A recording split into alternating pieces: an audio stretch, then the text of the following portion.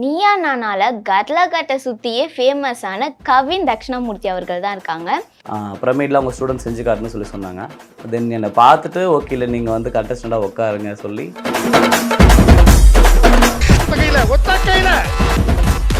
சிலம்பம், அடிமுறை, குத்து வரிசை, தெரியும், மல்லு, பூட்டு பிரிவு, இளவட்டக்கல், கரலக்கட்டை பயிற்சி. மேரேஜ் இப்போ தான் ஆக போதா?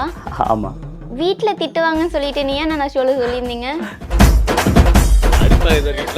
விளையாட்டு வீரர் கடைசியில் வீட்டில் அடிப்பாங்க சார். பொன்னியின் செல்வனில் வந்துட்டு ஸ்வாட் ஃபைட் ட்ரைனிங் கொடுத்தேன் நான். அந்த சீன் வந்துட்டு ஜெயம் ரவி சாரும் கார்த்தி சாரும் வந்துட்டு கூடாரம்குள்ளே சண்டை போடுவாங்க. பவரை வந்துட்டு வில் பவரோட கனெக்ட் பண்ணுறது, பாடி பவரை வில் பவரோட கனெக்ட் பண்ணி பண்ணுறது தான் வந்துட்டு ஸ்ட்ரென்த்து. ஸோ அதுக்கு வந்துட்டு ஃபுட்டு ரொம்பவுமே இம்பார்ட்டண்ட்டு. பசங்க ஜாயின் பண்ணாங்கன்னா அவங்க சாப்பிட வேண்டியது மாப்பிள்ளை சம்பா, பொண்ணுங்க சாப்பிட வேண்டியது பார்த்திங்கன்னா பூங்காருங்கிற ஒரு. அப்போ 2 மணி நேரம் தரைப்பயிற்சி, 2 மணி நேரம் பார்த்திங்கன்னா தண்ணிக்குள்ளே, தென் 2 மணி நேரம் ரெக்கவரிக்காண்டி பயிற்சி. அந்த மாதிரி வந்துட்டு அந்த மாதிரி பயிற்சி எடுக்கிறதுங்கிறது ரொம்பவுமே நல்லது. வேலுக்கு பக்கத்தில் இருக்க கம்பு பகுதி வந்துட்டு என் வாயில் அடிச்சிருச்சு. இந்த இடத்துல இங்கே அடித்து இந்த உதடு வந்துட்டு வெறும் மேல் தோலில் தொங்கிட்டு இருந்துச்சு, கீழே தொங்கிருச்சு. ரிஃப்ளெக்ட் நேயர்களுக்கு வணக்கம். இன்னைக்கு நம்ம கூட யார் இருக்காங்கன்னு பார்த்தீங்கன்னா, நீயா நானால கர்லகட்டை சுற்றியே ஃபேமஸான கவின் தக்ஷணாமூர்த்தி அவர்கள் தான் இருக்காங்க. வாங்க அவங்கள வெல்கம் பண்ணிடலாம். வணக்கம் சார். வணக்கம்மா. சார், இப்போ நீங்கள் நீயா நானால ரொம்ப பெரிய ஃபேம் ஆயிட்டீங்க. நீயா நானாக்கு போகிற ஆப்பர்ச்சுனிட்டி எப்படி கிடச்சிது? ஆக்சுவலாக சொல்லப்போனால் நீயா நானா வந்துட்டு வாய்ப்பு திடீர்னு தான் அமைஞ்சது. நிறைய பேர் வந்துட்டு இது ஆல்ரெடி ஃப்ரேம்டுன்னு சொல்கிறாங்க, அந்த மாதிரிலாம் எதுவும் இல்லை. ஒரு முந்தின நாள் நைட் எனக்கு கூப்பிட்டாங்க. ஓகேங்களா, நைட்டு கூப்பிட்டு நீங்கள் இந்த பிரமிடு இது மாதிரிலாம் பண்ணி காட்டணும்னு சொல்லி சொன்னாங்க. தென் என்னுடைய ஸ்டூடெண்ட் தான் வந்துட்டு சொல்லியிருந்தார். டக்குன்னு எனக்கு பேசுனதுமே அந்த அன்றைக்கி நைட்டே கிளம்பி அடுத்த நாள் மார்னிங் வந்து பண்ணோம். இதில் வேறு எதுவுமே நாங்கள் எதுவும் பண்ணல. தென் ஆக்சுவலாக அதுவும் டெமான்ஸ்ட்ரேட் பண்ணுற மாதிரி மட்டும்தான் இருந்தது. ஆக்சுவலாக என்ன ஏஜ்டு பர்சனாக நினச்சா கூப்பிட்டாங்க, இதை பற்றி சொல்லுங்கள், கலைகளை பற்றி பேசணும், தென் பிரமிடில் அவங்க ஸ்டூடெண்ட் செஞ்சு காட்டுன்னு சொல்லி சொன்னாங்க. தென் என்னை பார்த்துட்டு ஓகே இல்லை நீங்கள் வந்து கண்டஸ்டண்டாக உட்காருங்க சொல்லி அப்புறம் என்னை உட்கார வச்சு தென் ஆட்டோமேட்டிக்காக நடந்தது தான் அது. மற்றபடி எதுவும் இல்லை, இதுதான் நடந்தது. ஓகே சார், இப்போது நீயா நானாக்கு ஆஃப்டர் நீங்கள் எப்படின்னு தெரியும், பிஃபோர் நீங்கள் எப்படி இருந்தீங்க, என்ன பண்ணிட்டு இருந்தீங்க? இல்லை, என்னுடைய ப்ரொஃபஷனல் இதுதான். சிலம்பம், அடிமுறை, குத்துவரிசை இது மாதிரி பாரம்பரிய கலைகளை கற்றுக்கிட்டு இருக்கேன், தென் சொல்லி கொடுத்துட்ருக்கேன். கிட்டத்தட்ட ஒரு 15 வருஷமாக அந்த ஃபீல்ட்லேயே இருக்கேன். பேசிக்காக நான் கம்ப்யூட்டர் இன்ஜினியரிங் முடிச்சிருக்கேன். பட் அதுக்கப்புறம் ஒர்க்குக்கு போனேன், தென் குவிட் பண்ணிவிட்டு இந்த ஃபீல்டுக்குள்ளே ஃபுல்லாக இருக்கேன் நான். இப்போ ஒரு 1000க்கு மேலே ஸ்டூடெண்ட்ஸ் இருக்காங்க. சென்னை, கோயம்புத்தூர், ஈரோடு, ஹைதராபாத், பெங்களூர் எல்லா பக்கமே கிளாஸ் இருக்குது. நல்ல கிளாஸ் ரன் ஆகிட்டுருக்கு. எப்பயுமே அதுவும் அப்பவும் அப்படி தான் இருந்தேன், இப்போவும் அப்படி தான் இருந்தேன், மாற்றங்கள்லாம் எதுவும் இல்லை. ஓகே, ஒர்க்கு விட்டுட்டேன்னு சொன்னீங்க இல்லையா, என்ன ரீசன் தெரிஞ்சுக்கலாமா? அது வந்துட்டு நான் ஐடி ப்ரொஃபஷனல் வந்துட்டு எனக்கு முதல்ல பிடிக்கலை. நான் ஆசைப்பட்டு போனது தான். நான் பேசிக்காகவே வந்துட்டு காலேஜ் படிக்கும்போது சிஸ்டம் சாஃப்ட்வேரில் ரொம்ப இன்ட்ரெஸ்டாக இருந்தேன். ஸோ அதுக்காகவே நிறைய கோர்ஸ் கற்றுக்கிட்டேன். அது பிடிச்சது அதில் போனேன். எத்திக்கல் ஹேக்கிங், சிசிஎன்ஏ, சிசிஎன்பின்னு சொல்லிட்டு நிறைய கோர்சஸ் படித்தேன். அது மூலியமாக தான் வேலைக்கும் போனேன். பட் அங்கே போனதுக்கப்புறமா எனக்கு ஒரு நானாகவே இல்லை அப்படிங்கிறத முதல்ல ரியலைஸ் பண்ணேன். தென் நான் கிராமப்புறத்தில் வாழ்ந்த மக்கள் தான் நாங்கள் எல்லாருமே. அங்கேருந்து சென்னை வந்ததுமே எனக்கு அந்த சென்னையோட கல்ச்சருக்கு அடாப்ட் ஆகவே முடியல. அது நான் எடுத்ததுமே அசண்டாஸ் மாதிரி பெரிய ஒரு கார்ப்பரேட்டில் போய் ஒர்க் பண்ணும்போது எனக்கு அந்த வேவே எனக்கு செட் ஆகலை. தென் அங்கே இருக்கிற ஃபுட்டு, அங்கே இருக்கிற கல்ச்சர் எனக்கு எதுவுமே செட் ஆகலை. தென் உடம்பு பார்த்திங்கன்னா ஒபீஸ் ஆகி நல்லா ரொம்ப பெருத்துட்டேன். தென் ஒரு சின்ன சின்ன இஷ்யூஸ் தாங்க. அதுக்கப்புறமா நானே வந்துட்டு ஓகே இது வேணாம் சொல்லி குவிட் பண்ணிவிட்டு தென் நானாகவே ஓனாக கம்பெனி ட்ரை பண்ணேன் நான். தென் அதுவும் முடியல. தென் ஐஏஎஸ் ஐபிஎஸ் எக்ஸாமுக்காக ப்ரிப்பேர் பண்ணிகிட்டு இருந்தேன். அப்போ தான் எனக்கு ஃபினான்ஷியலாக தேவைப்படுது அப்படிங்கும்போது தான் நான் சிலம்பம் வந்துட்டு தொழில் ரீதியாக கொண்டு போக ஆரம்பித்தேன். இதுதான் என் ஜர்னி. சிலம்பம் வந்து உங்களுக்கு சின்ன வயசுலேயே தெரியுமா, இல்லை இப்போது ரீசெண்டாக கற்றுக்கிட்டீங்களா, அதாவது ஐடி விட்டதுக்கு அப்புறமா? இல்லை, சின்ன வயசுல இருந்தேன்னா நான் ஸ்கூல் படிக்கும்போது சிலம்பம் பண்ணிட்டு தான் இருக்கேன். அப்போ என்னென்னா வந்துட்டு பேசிக்காக சொல்லி தருவாங்க. என்னென்னா இது மாதிரி உள் சுற்று, வெளி சுற்று, ஒரு 5-6 ரொட்டேஷன் வச்சு இதுதான் சிலம்பம்னு சொல்லி ஒரு பிரமிக்குள்ளே வச்சுருப்பாங்க ஸ்கூல்ஸில். இப்போவுமே ஸ்கூல்ஸில் அப்படி தான் நடக்கும். ஸ்கூலில் சொல்லித்தரவங்க எல்லாருமே ஒரு 4-5 ரொட்டேஷன்ஸு இதை வச்சுட்டே வந்துட்டு அதை சிலம்பம்னு சொல்லிடுவாங்க. பட் நான் பார்த்திங்கன்னா மல்டி ஸ்போர்ட்டில் இருப்பேன். சிலம்பமில் இருப்பேன், ஃபுட்பாலில் இருப்பேன், கபடியில் இருப்பேன். ஆனால் எனக்கு அப்போ வந்து எனக்கு இன்ட்ரெஸ்ட் கிடையாது. தென் காலேஜ் போய் ஜாயின் பண்ணும்போது தான் காலேஜ் ஃபஸ்ட் இயர்லேயே எனக்கு ஒரு நல்ல மாஸ்டர் கிடச்சார். அவர்கிட்ட இருந்து அப்படியே பிக்கப் ஆகி நிறைய கலைகள் அவர்கிட்ட ஒரு 4-5 கலைகள் கற்றுக்கிட்டேன். சிலம்பம், அடிமுறை, குத்து வரிசை அவர்கிட்ட கற்றுக்கிட்டேன். அப்புறம் நிறைய இடம் போய் வேறு கலைகள் கற்றுக்கிட்ட ஆரம்பித்தேன். இப்போ நிறைய கலைகள் கற்றுக்கிட்டேன்னு சொன்னீங்க. எத்தனை கலைகள் நீங்கள் கற்றுக்கிட்டீங்க? அது என்னென்னு சொல்ல முடியுமா? அது சொன்னால் வேற லிஸ்ட்டு பெருசாக போகுதுன்னு சொல்லி என்னைய கலாய்ப்பாங்க. பட் நம்ம கலைகள் அவ்வளோ இருக்குது. சிலம்பம், அடிமுறை, குத்து வரிசை, எடுத்தெறி, மல்லு, பூட்டுப்பிரிவு, குதிரை ஏற்றம், ஆர்ச்சரி, ரைஃபிள் ஷூட்டிங், இந்த மாதிரி நிறைய கலைகள் இருக்குது. அதே மாதிரி சிலம்பத்துக்குள்ளேயும் பார்த்தீங்கன்னா வந்துட்டு வால் பயிற்சி, வேல் பயிற்சி, விற்பயிற்சி, அது இல்லாமல் பார்த்தீங்கன்னா கரலைக்கட்டைங்கிறது ஒரு தனி சாப்டர். அது கரலைக்கட்டை பயிற்சி. அப்புறம் அடிமுறைக்குள்ளே பார்த்தீங்கன்னா பூட்டிப்பிரிவு, எடுத்தெறி, மல்லுன்னு சொல்லி அதுக்குள்ள நிறைய கான்செப்ட் இருக்குது. இது எல்லாமே தனித்தனி மாஸ்டர் சொல்லி தருவாங்க. எல்லாமே ஒரே மாஸ்டர்கிட்ட கற்றுக்கலாம்னா ரொம்ப கஷ்டம். ஏன்னா ஒரு மாஸ்டர் இதை சொல்லிக் கொடுப்பாரு, இன்னொரு மாஸ்டர் அந்த மாஸ்டருக்கு வந்துட்டு சில விஷயங்கள் தெரியாது. திருப்பி வேறு மாஸ்டர்கிட்ட போயிட்டு ஒரு அடிமுறைங்கிற ஒரு விஷயத்தை படிப்போம். அதுக்குள்ளே இருக்கிறது அந்த மாஸ்டருக்கு நிறைய விஷயங்கள் தெரியாது. திருப்பி வேறு மாஸ்டர்கிட்ட படிப்போம். இந்த மாதிரி பார்க்குறது ஒரு 20-25 கலைகளுக்கு மேலே தேடி தான் போய் கற்றுக்க முடியும். எத்தனை வருஷமாக கற்றுக்கிட்டீங்க? 2010ல் என் ஜேர்னி ஆரம்பிச்சது. இப்போது மோர் தென் 13-14 இயர்ஸாக இப்போ அப்படியே கன்டினியூ பண்ணிட்டே இருக்கேன். ஓகே, இவ்வளோ கற்றுக்கிட்டீங்க, அகாடமியும் வச்சுருக்கீங்க. நீங்கள் ஏதாச்சும் மூவியில் போயிட்டு ஹீரோக்கெலாம் ட்ரைன் பண்ணது இருக்கா? நாங்கள் பார்த்தீங்கன்னா வந்துட்டு மூவிக்கு ஸ்ட்ரெயிட்டாக போய் ட்ரைனிங் கொடுக்கல. பொன்னியின் செல்வன் மூவி இருக்கு இல்லையா, ஆமாம். பொன்னியின் செல்வனில் வந்துட்டு ஸ்வாட் ஃபைட் ட்ரைனிங் கொடுத்தேன் நான். அந்த சீன் வந்துட்டு ஜெயம் ரவி சாரும் கார்த்தி சாரும் வந்துட்டு கூடாரம்குள்ளே சண்டை போடுவாங்க. அது ஃபுல்லுமே நாங்கள் கோரே பண்ணது தான். நாங்கள் ப்ராக்டிஸ் பண்ணிட்டு தென் அங்கே வந்துட்டு சுப்ராயன் சார், கார்த்திக் சுப்ராயன் சார் இருந்தார். அவர்கிட்ட பண்ணி காமிச்சோம். தென் அவர் வந்துட்டு அதை அப்படியே இன்னும் கொஞ்சம் மேக்கப் பண்ணி அவங்க சினிமேட்டிக்காக மூவ் பண்ணுவாங்க. நாங்கள் ட்ரெடிஷ்னலாக மூவ் பண்ணுவோம். அதை வந்துட்டு அவங்க சினிமேட்டிக்காக ரன் பண்ணி அவங்களுக்கு அதை சொல்லிக் கொடுப்பாங்க. ஸோ அந்த மாதிரி பண்ணியிருக்கேன். தென் வேறு மூவிஸ்னு பார்த்தீங்கன்னா பட்டாசு படம் இருக்கு இல்லைங்களா, அது என்னோடய மாஸ்டர் தான் ஃபுல்லாக ட்ரைனிங் கொடுத்துருந்தாரு. தென் அந்த மாதிரி மூவிஸ் தான். மற்றபடி டேரெக்டாக போய் ட்ரைனிங் கொடுக்குற அளவுக்கு இன்னும் வரல. இப்போ நிறைய கூப்பிட்டுருக்காங்க. நிறைய மூவிஸில் வந்துட்டு ட்ரைனிங் கூப்பிட்றாங்க, நடிக்கவும் கூப்பிட்றாங்க. ட்ரை பண்ணிகிட்ருக்கோம் எல்லாமே. ஆஃப்டர் நீயா நானுக்கு அப்புறமா உங்களுக்கு ஒரு பெரிய கேர்ள் ஃபேன் பேஸ் இருக்குன்னே சொல்லலாம். அதை பற்றி என்ன நினைக்கிறீங்க? இல்லை, அது சீரியஸாகவே எனக்கு தெரியல. ஏன்னா நான் எதுவுமே சோஷியல் மீடியா ஹேண்டில் பண்ணுறது கிடையாது. நான் எந்த ஒரு என்கிட்ட எதுவுமே கிடையாது. ஃபோனே நான் அதிகம் யூஸ் பண்ண மாட்டேன். ஜஸ்ட் கால் வந்தால் மேக்ஸிமம் என்னுடைய பர்சனல் நம்பருக்கு வந்த மாதிரி தான் பேசுவேன். மற்றது எல்லாமே இப்போது உங்களுடைய ரிஃப்ளெக்ட் சேனல் மூலமாக நான் சொல்லிக்கிறேன். நிறைய மெசேஜஸ் வருது, நிறைய கால்ஸ் வருது. பொண்ணுங்களும் நிறைய பேர் பண்ணுறாங்க. பட் எதுவுமே நான் பண்ணல. நான் எதுவுமே ரிப்ளைவும் பண்ணல. எல்லாமே என்னுடைய ஃபியான்சி தான் ஆக்சுவலாக ஃபோன் வச்சுருக்காங்க. ஸோ நிறைய கால்ஸ் பொண்ணுங்க வந்துட்டு மெசேஜ் பண்ணுறாங்க, என்ன பண்ணுறீங்க, எந்த ஊர், அந்த மாதிரி நிறைய கொஷின்ஸ் வருது. இதை விட பசங்களும் நிறைய மெசேஜ் பண்ணுறானுங்க. அது அதோட ரொம்ப கஷ்டமாக இருக்குது. ஸோ அது மாதிரி நிறைய போயிட்டுருக்கு. ஓகே சார், இப்போ வந்து நீங்கள் அகாடமி வச்சுருக்கீங்க, நிறைய பேர் கற்றுக் கொடுத்துட்ருக்கீங்க, நிறைய ஊருக்கெலாம் போயிட்டு கற்றுக் கொடுக்குறீங்கன்னு நான் கேள்விப்பட்டேன். இதெல்லாம் எதுக்காக உங்களுக்கு இந்த மாதிரி ஆர்வம் வந்தது, எல்லாருக்கும் கற்றுக் கொடுக்கணும் அப்படின்னு? என்னை பொறுத்த வரைக்கும் பார்த்தீங்கன்னா நம்மளுடைய பாரம்பரிய கலை, அதாவது தமிழ் சார்ந்து இருக்கக்கூடிய பாரம்பரிய கலைகள் எல்லாமே எல்லா வீட்டுக்கும் போய் சேரணுங்கிறது என்னுடைய எய்மே. சிலம்பம் ஆகட்டும், அடிமுறை ஆகட்டும், கரலாக்கட்டை ஆகட்டும், என்னுடைய அல்டிமேட் கோல் பார்த்தீங்கன்னா வீட்டுக்கு ஒரு சிலம்ப கம்பு, வீட்டுக்கு ஒரு கரலாக்கட்டை. அதில் இருக்கிற வீட்டில் இருக்கிற ஒரு நபராவது சிலம்பமோ அடிமுறையோ கரலாக்கட்டையோ படிச்சிருக்கணும். நம்ம தமிழ் சமூகத்தில் இழந்து போன விஷயங்களில் இது ஒன்று. இந்த மாதிரி பாரம்பரிய கலைகள் எல்லாத்து வீட்லேயும் இருந்தது. அப்போது ஒரு போருக்கு, ஒரு அரசனுக்கு போருக்கு வந்துட்டு அந்த வீரர்கள் தேவை அப்படின்னா உடனே கால்ஃபர் பண்ணுவாங்க, உடனே வந்து செலக்ட் ஆவாங்க. ஏன்னா எல்லாத்துக்குமே சிலம்பம் அடிமுறை மாதிரி போர்க்கலை தெரியும். பட் இப்போ அந்த மாதிரி இல்லை இல்லையா. நம்மளுக்கு மிஞ்சி போனால் என்ன ஒரு 10,000 சம்பளத்துக்கு வேலைக்கு போகணும், அவ்வளோதான் நம்மளோட ஜென்ரேஷனோட மைண்ட் செட்டாகவே இருக்குது. அட்லீஸ்ட் ஒரு இனோவேஷனாவது ட்ரை பண்ணலாம். அவங்களுக்குன்னு ஒரு க்ரியேட்டிவிட்டி இருக்கும், அவங்களுக்குன்னு ஒரு தனித்திறமை இருக்கும், அது கொண்டு வரலாம். பட் இப்போ அப்படி இல்லை இல்லையா. ஆட்டு மந்த மாதிரி ஒருத்தன் வேலைக்கு போனால் நம்மளும் பின்னாடியே வேலைக்கு போகிறோம். அதுதான் லைஃப் ஆயிடுச்சு. ஸோ என்னோடய எய்ம் ஃபுல்லாக அதுதான். இதுக்காக தான் நான் உழைச்சிட்டு ஓடி சொல்லிக் கொடுத்துட்டு கற்றுக் கொடுத்துட்டு இருக்கேன். இதை விட பெரிய ட்ரீம்னா நீங்கள் என்ன சொல்வீங்க? ட்ரீம் அப்படின்னா வந்துட்டு எனக்கு பார்த்தீங்கன்னா நிறையவே இருக்குது. இப்போ எனக்கு மேரேஜ் ஆகவும் போகுது. ஸோ இப்போ எங்கள் 2 பேர்த்துக்கும் ஆகவும் நாங்கள் ஒரு மேரேஜ் இப்போ தான் ஆக போதா? ஆமாம். வீட்டில் திட்டுவாங்கன்னு சொல்லிட்டு நீயா நான் சொல்லியிருந்தீங்க. இல்லை, அந்த வீட்டில் உண்மையில நான் வீட்டில் திட்டுவாங்கன்னு தான் சொன்னேன். நான் அப்பா அம்மா இந்த மாதிரி மைண்ட் செட்டில் தான் நான் சொன்னேன். நான் வந்துட்டு அதை என் ஒய்ஃபை மீன் பண்ணி நான் சொல்லலை. ஆக்சுவலாக அது அப்படி கன்வே ஆயிடுச்சு ஆக்சுவலாக. அதுக்கப்புறம் தான் அது நிறைய பொண்டாட்டிக்கு அவ்வளோ பயந்துக்கிறாங்க அந்த மாதிரி. ஆக்சுவலி இப்போ தான் என்கேஜ்மெண்ட் ஆகிருக்கு. ஏதோ என்கேஜ்மெண்ட் இருக்குது. இன்னும் ஒரு தேங்க்யூ, இன்னும் ஒரு 2 monthsல மேரேஜ் ஆக போகுது. என்னுடைய பெரிய ட்ரீம்னு பார்த்தீங்கன்னா அதான் முதல்ல சொன்ன மாதிரி வீட்டுக்கு வீடு நம்மளுடைய பாரம்பரிய கலையை கொண்டு போய் சேர்க்கணும். அட் த மீன் டைம் இந்த உலகத்துக்கே நம்ம தமிழ் சமூகம்னா யாருன்னு காட்டணும் முதல்ல. ஏன்னா நம்மக்கிட்ட இருந்து போன ஒரு சின்ன ஒரு விஷயம் தான் வந்துட்டு பார்த்தீங்கன்னா குங்ஃபு, நம்மளுடைய அடிமுறை தான் குங்ஃபா மாறுவி போதி தர்மன் மூலம் அங்கே போகுது.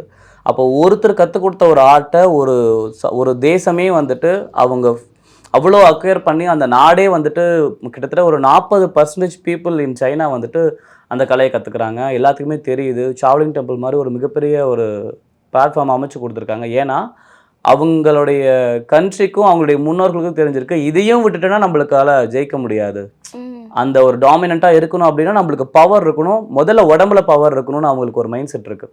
ஸோ அதனால தான் குழந்தைங்கள ஒரு 5 வயசுலேருந்தே வந்துட்டு அவங்க போட்டு மோல்ட் பண்ணி பிச்சு அடித்து ரொம்பவுமே வந்துட்டு அவங்கள ஸ்ட்ராங்காக பேசிக்காகவே மென்டலாகவும் ஃபிசிக்கலாகவும் பயங்கர ஸ்ட்ராங் ஆக்கிடுறாங்க. தென் அவங்க எப்போ எந்த வேலைக்கு போனாலும் அவங்க போலீஸ் ஆனாலும் வக்கீல் ஆனாலும் டாக்டர் ஆனாலும் அவங்களுக்கு அந்த வில் பவர் இருக்கும். ஸோ இப்போ நம்ம குழந்தைங்களுக்கு அது இல்லையா, நீங்களே பார்க்குறீங்க. நீங்கள் எல்லாருமே நீங்கள் அதுவும் உங்களுடைய ரிஃப்ளெக்ட் சேனலில் நிறைய ஹெல்த் சம்மந்தமாக போட்டுட்ருக்கீங்க, நிறைய பார்த்துட்ருக்கீங்க, நீங்கள் நிறையா பார்த்துருப்பீங்க. நிறைய சமூகத்தில் இருக்கக்கூடிய பெண்களாகட்டும் ஆண்களாகட்டும் அடுத்து இப்போ அப்கமிங் ஜென்ரேஷன் சின்ன சின்ன குழந்தைகளாகட்டும் மொபைல் அடிக்டடாக இருக்காங்க. தென் வந்துட்டு கேம்ஸுக்கு அடிக்டடாக இருக்காங்க, சோஷியல் மீடியாவுக்கு அடிக்டடாக இருக்காங்க, at the mean time junk ஃபுட்டுக்கு அடிக்டடாக இருக்காங்க, டிவி பார்த்துட்ருக்காங்க. ஸோ இதெல்லாம் வந்துட்டு நம்மளுடைய ஜென்ரேஷனில் இல்லை. ஸோ அவங்கள பொறுத்த வரைக்கும் வந்துட்டு ஒரு வீரம் மரம் அறம் இந்த மாதிரி ஒரு ஒரு வாழ்க்கை வாழ்ந்துட்டு இருந்தவங்க இது எல்லாத்தையும் கொண்டு போய் சேர்க்கணுங்கிறது என்னுடைய ஒரு ஆசை. ஓகே சார், நீங்கள் பார்க்கவே இவ்வளோ ஃபிட்டாக இருக்கீங்க. எந்த மாதிரி உணவு முறைகள் நீங்கள் வந்து எடுத்துக்கிறீங்க? ஆக்சுவலாக வந்துட்டு ஃபிட்டுன்றது உடம்பை பொறுத்தது கிடையாது, பலத்தை பொறுத்தது. கமெண்ட்ஸ்லாம் நிறையா வந்துட்டு வந்தது. என்னன்னா வந்துட்டு சாப்பாடு என்ன மாதிரி சாப்பிட்றீங்க, என்ன மாதிரி பண்ணுறீங்கன்னு சொல்லிட்டு நிறையாவே கேட்டிருந்தாங்க. தென் ஃபிட்டாக இருக்கிறீங்க அப்படி சொல்லி சொன்னாங்க. ஆக்சுவலாக ஃபிட்டுன்றது உருவத்தோற்றம் பொறுத்தது வந்து கிடையாது. ஆக்சுவலாக அந்த பவரை வந்துட்டு வில் பவரோட கனெக்ட் பண்ணுறது, பாடி பவரை வில் பவரோட கனெக்ட் பண்ணி பண்ணுறது தான் வந்துட்டு ஸ்ட்ரென்த்து. ஸோ அதுக்கு வந்துட்டு ஃபுட்டு ரொம்பவுமே இம்பார்ட்டண்ட்டு. இப்போ சிலம்பம் பண்ணுறவங்களுக்கு பார்த்தீங்கன்னா பூஜையில் பார்த்தீங்கன்னா வந்துட்டு நாங்கள் பூஜை பண்ணிட்டு தான் ஸ்டார்ட் பண்ணுவோம். எங்களுடைய மரபுப்படி வந்தாங்கன்னா பூஜை பெருசாக சாமிக்காண்டி பூஜை கிடையாது, சிலம்பம்காக ஒரு சின்ன பூஜை பண்ணுவோம். அதில் பழம், நம்மளுடைய நாட்டு வாழைப்பழம், தென் வந்துட்டு தேங்காய், அப்புறம் அவல், தென் நாட்டு சக்கரை, இதுதான் படைப்போம் நாங்கள். மற்றபடி வேறு இதெல்லாம் படைக்கிறது சாக்லேட்ஸ் இதெல்லாம் எதுவுமே கிடையாது, இதுதான் படைப்போம். அப்போ இந்த உணவுலேயே பார்த்தீங்கன்னா இதுதான் எங்களுக்கு அந்த அன்னைக்கான உணவாகவே இருக்கும். ப்ராக்டிஸ் பண்ணும்போது எங்களுடைய உணவே பார்த்தீங்கன்னா பழம், தென் தேங்காய், அப்புறம் அவல். நான் குறிப்பிட்டு சொல்கிறது பார்த்தீங்கன்னா மாப்பிள்ளை சம்பா அவல். பசங்க ஜாயின் பண்ணாங்கன்னா அவங்க சாப்பிட வேண்டியது மாப்பிள்ளை சம்பா. பொண்ணுங்க சாப்பிட வேண்டியது பார்த்தீங்கன்னா பூங்கார். பூங்காருங்கிற ஒரு பெண்மைத்தன்மை அதிகரிக்கக்கூடிய ஒரு அவல் அரிசி. அது பசங்களாக இருந்தாங்கன்னா மாப்பிள்ளை சம்பா அப்படிங்கிற ஒரு அரிசி. இது எல்லாமே பார்த்தீங்கன்னா கிளைக்கோஜெனிக் இன்ட்ரெஸ்ட் பார்த்தீங்கன்னா ரொம்ப கம்மியாக இருக்குது. அதில் இருக்க மெலனின் கனெக்ட் ரொம்ப அதிகமாக இருக்குது. இது பார்த்தீங்கன்னா ரொம்பவுமே உடம்புக்கு பசங்களுடைய ஹார்மோனையும் பொண்ணுங்களுடைய ஹார்மோனையும் ஈக்குவலாக பேலன்ஸ் பண்ணும். இப்போ இது இருந்துச்சுன்னா அவங்களுக்கு முதல்ல மலட்டுத்தன்மை வராது, வீரம் அதிகரிக்கும், அவங்களுடைய வந்துட்டு லைஃபே பார்த்தீங்கன்னா ரொட்டீனே மாற ஆரம்பிச்சிடும். அப்போது நம்மளுடைய ஒரு வேலை ஃபுட்டில் இதுவாகவே மாற்றிக்கணும். ஸோ இதை தான் நான் பண்ணுறேன், நான் ஃபாலோ பண்ணுறது இதுதான். மற்றபடி ஒன்றும் பெருசாலாம் வந்துட்டு அந்த டயட் இந்த டயட்லாம் கிடையாது. என்னுடைய அட்லீஸ்ட் ஒரு வேளை அல்லது 2 வேளை ஃபுட்டில் என்னுடைய அரிசிக்கு பதிலாகவோ இல்லை வந்துட்டு டிஃபனுக்கு பதிலாகவோ இந்த மாதிரி மாப்பிள்ளை சம்பா, கருங்குருவை, காட்டு யானம் இந்த மாதிரியான அரிசிகளை மாற்றிப்பேன். நான்வெஜ் தான். நான் ஃபுல்லுமே நான்வெஜ் சாப்பிடுவேன். நான் எல்லா நான்வெஜ்ஜும் சாப்பிடுவேன். நான் சாப்பிடாததே கிடையாது.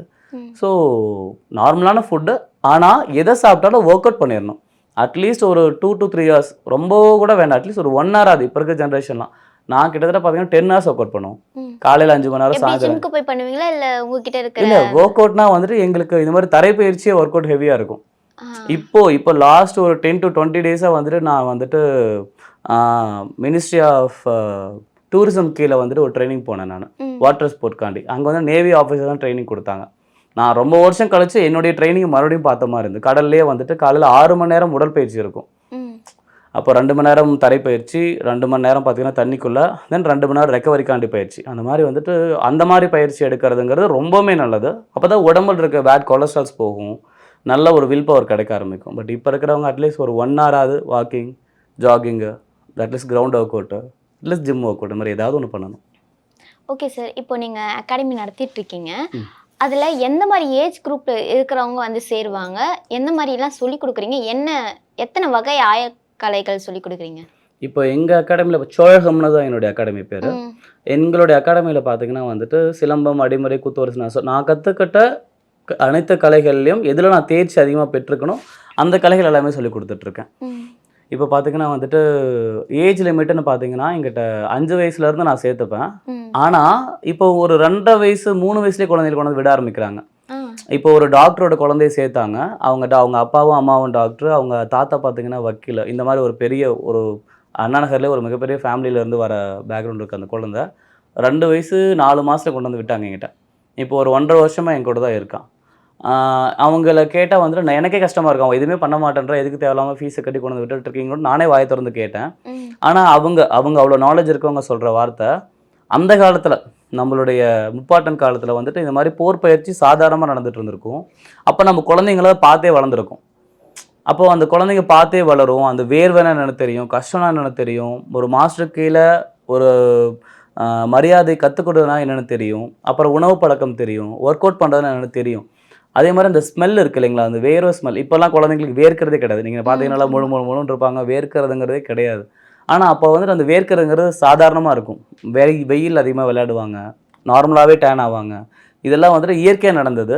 இப்போ அதை நம்ம அப்படியே ஸ்டாப் பண்ணிட்டோம் இல்லையா. அப்போ அந்த குழந்தைக்கு தான் அவங்க சொல்லும்போது எனக்கு ரொம்ப புரிஞ்சுது. அவங்க என்ன சொல்கிறாங்கன்னா, குழந்தை இந்த வயசுல தான் இதெல்லாம் பார்க்கணும். தென் 5 வயசு 6 வயசுக்கு அப்புறம் கூட அவன் விளையாடட்டும், ஆனால் இப்போ இருந்தே இதை பார்க்கட்டும், இந்த ஸ்மெல்லை அடாப்ட் பண்ணட்டும் அப்படி சொல்கிறாங்க. ஸோ ஏஜ் பேரியர்லாம் கிடையாது. மேக்ஸிமம் பார்த்தீங்கன்னா கிட்ட 65 வயசில் 70 வயசுல கூட கற்றுக்குறாங்க. மேல் ஃபீமேல் எல்லாருமே கற்றுக்குறாங்க. இப்போ அதிகமாக பார்த்தீங்கன்னா பெண்கள் அதிகமாக கற்றுக்குறாங்க. சிலம்பமாகட்டும், கரலாக்கட்டை ஆகட்டும், இது எல்லாமே பெண்கள் அதிகமாக கற்றுட்ருக்காங்க. நீங்கள் ட்ரைனிங் எடுத்திருப்பீங்க. அந்த மாதிரி எடுக்கும்போது உங்களுக்கு நிறைய அடிப்படும். அதில் பட்டு ஒரு பெரிய அடி மறக்கவே முடியாது அப்படின்னு சொல்கிற அடி எது? மறக்க முடியாது, நிறைய அடி வாங்கியிருக்கேன். அடியெல்லாம் வாங்காமல் சிலம்பமோ அடிமுறை கற்றுக்கவே முடியாது. எனக்கு தெரிஞ்சு என்னுடைய ஒரு 3 மேஜர் ஆக்சிடெண்ட்டே ஆச்சு. இதில் மேஜர் ஆக்சிடெண்ட்னா இது வந்துட்டு அவங்க எங்களுக்கு சொல்லிக் கொடுக்குறவங்க ரொம்ப சேஃபாக இருப்பாங்க. இப்போ நானும் அப்படி தான் சொல்லிக் கொடுக்கும்போது சேஃபாக இருப்பேன். பட் ஒரு துருத்துருன்னு இருக்கிற பசங்களாக சேர்ந்து விளையாடுவாங்க இல்லையா, அந்த மாதிரி. எனக்கு ஃபஸ்ட்டு ஆக்சிடெண்ட் எப்போ ஆச்சுன்னா வந்துட்டு நானும் என் ஃப்ரெண்டும் ரொம்ப வேகமாக ப்ராக்டிஸ் பண்ணிகிட்டு இருந்தோம். அவன் ஒரு பக்கம் ப்ராக்டிஸ் பண்ணிட்டு இருந்தான், நான் ஒரு பக்கம் ப்ராக்டிஸ் பண்ணிட்டு இருந்தேன். ரொம்ப டயர்டாயிருச்சு. என்ன ப்ராக்டிஸ் பண்ணி? சிலம்பம் வேல்கம்புங்கிற ஒரு ஈவெண்ட் இருக்குது. அந்த ஈவெண்ட்டுக்காண்டி வேகமாக வீசணும், அந்த கம்பை ரொம்ப வேகமாக வீசணும். அப்போ தான் வந்துட்டு அந்த 2 நிமிஷத்துக்குள்ளே ஒரு 10 நிமிஷம் ஒருத்தங்க பண்ண வேண்டியது 2 நிமிஷத்துக்குள்ளே நாங்கள் முடிக்கணும். அவ்வளோ வேகமாக பண்ணோம். அப்போது நிறைய தடவை போட்டு பார்க்கும்போது டயர்டாயிருச்சு. அப்போது வந்துட்டு நான் கேராகி, ஆக்சுவலாக அவனும் என்னை அடிக்கலை, நான் கேராகி திரும்பிட்டேன். அப்போ என்னாச்சுன்னா அவனுடைய கம்போட முனைப்பகுதி வேல் இருக்கும். அந்த வேலுக்கு நல்லவேளை அந்த வேல் என் மேலே படலை, வேல் ஷார்ப்பாக இருக்கும். வேலுக்கு பக்கத்தில் இருக்க கம்பு பகுதி வந்துட்டு என் வாயில் அடிச்சிருச்சு. இந்த இடத்துல இங்கே அடித்து இந்த உதடு வந்துட்டு வெறும் மேல் தோலில் தொங்கிட்டு இருந்துச்சு, கீழே தொங்கிருச்சு. தென் மாஸ்டர் பக்கத்தில் இருந்தார். எங்கள் மாஸ்டர் ரொம்பவுமே ஸ்ட்ரிக்ட்டு. அப்போது அவர்கிட்ட போய் நான் காட்டுறேன், என்ன கிழிஞ்சிச்சா, சரி விடு, இதை பிடிச்சி எடுத்து வாயில் கடிச்சிக்கோ அப்படி சொன்னார். கடிச்சிட்டேன். சரி ஹாஸ்பிட்டல் கூப்பிட்டு போவாருன்னு நினச்சேன். நான் காலையில் 6 மணிக்கு 7 மணிக்கு ப்ராக்டிஸ் பண்ணும்போது அப்படியே 3 மணி நேரம் நீ போய் ப்ராக்டிஸ் பண்ணுற அப்புறம் பார்த்துக்கலான்ட்டார். அழுதுகிட்டே ப்ராக்டிஸ் பண்ணேன். அடுத்த நாள் எனக்கு நேஷ்னல் மேட்ச் இருந்தது. ப்ராக்டிஸ் பண்ணிட்டே இருந்தேன் நான். தென் சரி ஓகே கிளம்பி வான்னு சொல்லிட்டு 9 மணிக்கு 3 மணி நேரம் ப்ராக்டிஸ் பண்ணி முடிச்சுட்டு 9 மணிக்கு கவர்மெண்ட் ஹாஸ்பிட்டல் கூப்பிட்டு போய் அங்கே ஹாஸ்பிட்டல் போய்ட்டு தான் வாயை விட சொன்னார். விட்டேன், ரத்த கட்டி கீழே விழுந்தது. ஸோ அப்போ அவங்க வந்து ஸ்டிச் போடலானாங்க. அப்பயே மாஸ்டர் வந்துட்டு வேணாம், ஸ்டிச் வேணாம், அது ஒரு மாதிரி எடுப்பாயிரும், ஒரு மாதிரி அசிங்கமாக தெரியும், நீங்கள் இதுக்கே கட்டு போடுங்கன்னு சொல்லிட்டு வாயை கட்டிக்கிட்டே போயிட்டு நான் அடுத்த நாள் மேட்ச் போயிறேங்கண்ணே. இது ஃபஸ்ட்டு ஆக்சிடெண்ட்டு. 2வது இது மாதிரி. ஆனால் அவருக்கும் இதுக்கும் ஏன்னா சொல்லிக் கொடுக்குறவங்களுக்கு இது எந்த ஒரு சம்மந்தமும் கிடையாது, நாம் விளையாட்டுத்தனமாக பண்ணுறது தான். இன்னொன்று பார்த்தீங்கன்னா வால் ஃப்ளிப் அடிப்போம், ஏறிட்டு பேக் டைவ் அடிப்போம், செவுத்தில் ஏறிட்டு டைவ் அடிப்போம். அப்போ வந்துட்டு கீழே மணல் வலிக்கி விட்டு நான் பின்னாடி விழுந்து முதுகுலாம் அடிபட்டுருச்சு. இது ஒன்று. தென் நெருப்பு தீப்பந்தத்துக்குள்ளே குதிச்சு ரோல் அடிச்சு போகணும். அங்கேருந்து வந்துட்டு சம்மர் அடித்து உள்ளுக்குள்ளே குதிப்போம். அப்போது அது குதிக்கும்போது என்னுடைய காலில் பின்னாடி புறங்காலில் அந்த தீப்பந்தமே என்னுடைய கால்குள்ளே மாட்டுச்சு. ஸோ இந்த மாதிரியெல்லாம் நடந்திருக்கு. தென் டியூப்லைட் இருக்கு இல்லைங்களா, அதெல்லாம் உடைப்பாங்க மேலே. எனக்கு ஒரு 20-30 டியூப்லைட்டை கண்டினியூஸ் அடித்து உடைப்பாங்க என் மேலே. அப்போ வந்துட்டு என்னென்னா அது ஒரு நேக்கு தான். அப்போ பண்ணும்போது நான் வந்துட்டு உடம்பு லைட்டாக இப்படி டைட் பண்ணிட்டேன். சுற்றி இருந்தவங்களாம் பார்க்குறாங்கன்னு சொல்லிட்டு கொஞ்சம் அந்த உடம்பு டைட் பண்ண நல்லா இருக்கும் இல்லையா, அப்படி நான் டைட் பண்ணேன், பட்டதையுமே கிழிச்சிருச்சு. ஸோ இந்த மாதிரி தான் நடந்திருக்கு. இந்த மாதிரி நிறையா நடந்திருக்கு. உங்கள் ஸ்டூடெண்ட்ஸ்க்கு யாருக்காச்சும் இந்த மாதிரி நடந்திருக்கா? ஏன் ஸ்டூடெண்ட்ஸ்க்கு இந்த வரைக்கும் ஆக்சுவலாக வந்துட்டு நான் இப்போ சொல்லிக் கொடுக்க ஆரம்பித்து 2015 சொல்லிக் கொடுத்துட்ருக்கேன் நிறைய குழந்தைங்கள வச்சு. இது வரைக்கும் வந்துட்டு என் குழந்தைங்களுக்கு சிலம்பம்னால எந்த ஒரு ஆக்சிடெண்ட்டுமே ஆனது கிடையாது. சிலம்பமோ அடிமுறையோ இத்தனைக்கும் ஸ்வாட் ஃபைட் எல்லாமே பண்ணுவாங்க. ஒரே ஒரு பொண்ணுக்கு மட்டும் பார்த்திங்கன்னா ஸ்வாட் ஃபைட் பண்ணும்போது அந்த பொண்ணோட ஃபோர்ஸ் வந்துட்டு நானும் அந்த பொண்ணு சண்டை போடும்போது ரொம்ப ஹெவியாக அடிச்சிட்டேன், என் மேலே தான் தப்பு. அப்போ வந்துட்டு அந்த வால் வலிக்கிட்டு வந்துட்டு லைட்டாக இங்கே இந்த இடத்துல வெட்டிருச்சு அவங்களுக்கு. ஸோ அது கீறது, அப்புறம் தேயில் போட்டு தான் அதை சரி பண்ணோம். பட் அவங்க அப்போ அடுத்த நாளே வந்துட்டு அவங்க மேட்ச் போனாங்க. அது ஆனால் வீரம் அந்த உடம்புல இருந்துச்சுன்னா போதும். ஆனால் இதுதான் எனக்கு தெரிஞ்சு நடந்த மேஜரான ஆக்சிடெண்ட்டு. ஆனால் எதிர்ச்சியெல்லாம் நடந்தது எதுவுமே கிடையாது. கிரிக்கெட் பால் இருக்கு இல்லைங்களா, நம்ம கிரவுண்டில் சொல்லிக் கொடுக்கும்போது முறைப்படி மாஸ்டர் இல்லாமல் கற்றுக்கிறதுனால நடக்கக்கூடிய விளைவுகள் பாருங்கள். வேணும்னே கிரிக்கெட் பால் அடிப்பானுங்க. ம். ஸோ அப்படி அடித்து நிறைய குழந்தைங்களுக்கு கண்ணில் அடிபட்டிருக்கு, நெஞ்சில் அடிபட்டிருக்கு, முதுகில் அடிபட்டிருக்கு. அதுதான் எனக்கு ரொம்பவுமே என்னுடைய ஃபீல்டில் நான் பார்க்கக்கூடியது. இப்போ உங்கள் மூலியமாகவும் சொல்லிக்கிறேன், ஒரு இடத்துல ஒருத்தங்க பயிற்சி பண்ணிகிட்டு இருக்காங்கன்னா அவங்களுக்கு டிஸ்டர்ப் பண்ணக்கூடாதுங்கிறது ஒரு மேனஸ் அது. அதை வந்துட்டு நம்ம பசங்க வந்துட்டு ரொம்பவுமே திறமையான ஒரு ஸ்கில்லான பசங்க. கிரிக்கெட்டுங்கிறது நல்லா விளையாட்டு தான், விளையாட்டை நான் தப்பு சொல்ல மாட்டேன். பட் அந்த மாதிரி விளையாட்டில் இருக்கும்போது ஒரு ப்ரொஃபஷனலாக இருக்கிற ஒரு சார்கிட்ட போய் கற்றுக்கணும், ஒரு மாஸ்டர்கிட்ட போய் கற்றுக்கணும், இல்லையா அதுக்குன்னு ஒரு நெட் ப்ராக்டிஸ் பண்ணணும். சும்மா தெருவில் போய் விளையாண்டியில் எந்த பிரயோஜனமே கிடையாது. இப்போது நடராஜ் சேலமில் இருக்கார், அவர் வந்துட்டு இவ்வளோ பெரிய ஆளானதுக்கப்புறம் என்ன பண்ணார்? எல்லாத்தையும் நீங்கள் விளையாடுங்கன்னு என்கரேஜ் பண்ண கிடையாது, ஒரு ஸ்டேடியம் கட்டுறாரு. அப்போது இதெல்லாம் வந்துட்டு ஒரு ப்ரொஃபஷனலாக பண்ணால் தான் ஒரு விளையாட்டு. அதை சும்மா தெருவில் ஆடணும்னா கடைசி வரைக்கும் இப்போ என்னுடைய சிலம்பமே நான் தெருவில் விளையாண்டுட்டு இருந்தேன்னா தெருக்கூத்து. ஆமாம். ஸோ நான் வந்துட்டு நான் தெருவில் இது நாள் வரைக்கும் என் குழந்தைங்களை விளையாட விட்டது கிடையாது. ஒரு சும்மா ஒரு ஈவெண்ட்டில் போய் பண்ணுங்கலாம் சொன்னதே கிடையாது. ப்ரொஃபஷனலாக அதுக்கு என்ன மரியாதை இருக்கோ அப்படி தான் நான் பண்ண சொல்லுவேன். ரொம்ப சூப்பராகவே எல்லாத்தையும் எக்ஸ்பிளைன் பண்ணிட்டீங்க. ரொம்ப தேங்க்ஸ் சார். ரொம்ப நன்றிம்மா.